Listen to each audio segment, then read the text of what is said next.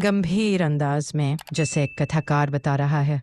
The Taj story ये एक ऐसा कोर्ट रूम ड्रामा है जो ताजमहल के इतिहास पर सवाल उठाता है। और अब आप कोर्ट रूम के तनावपूर्ण माहौल में है, जहां जज की आंखों के सामने दो पक्ष आमने सामने हैं।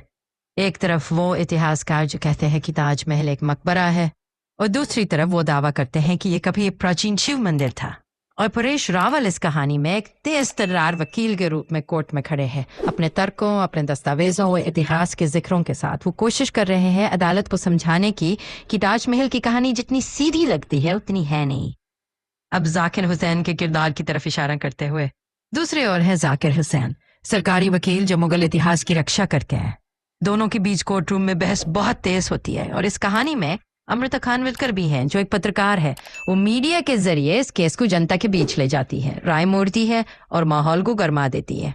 अब फ्लैशबैक्स का जिक्र करते हैं। फ्लैशबैक्स में आप देखेंगे शाहजहां के दरबार, मुमताज की मौत, ताजमहल का निर्माण।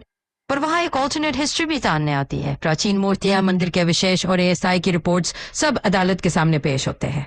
कहानी के क्लाइमैक्स की तरफ बढ़ते हुए आवाज में एक नाटकीय मोड़, और आखिर में क्लाइमैक्स आता है। परेश रावल एक पुराना दस्तावेज रखते हैं जो दिखाता है कि ताजमहल से पहले उसकी जमीन का मालिक कौन था। कोर्ट में सन्नाटा छा जाता है और जज कहते हैं कि इतिहास को फिर से जांचना होगा और मॉन्यूमेंट की पहचान इतनी आसानी से नहीं बदली जा सकती। अंत में नर्म आवाज में दर्शकों को संदेश देते हुए द ताज स्टोरी हमें ये बताती है कि इतिहास सिर्फ किताबों में नहीं रहता, वो लोगों की सोच, उनकी पहचान और राजनीति से जुड़ा होता है।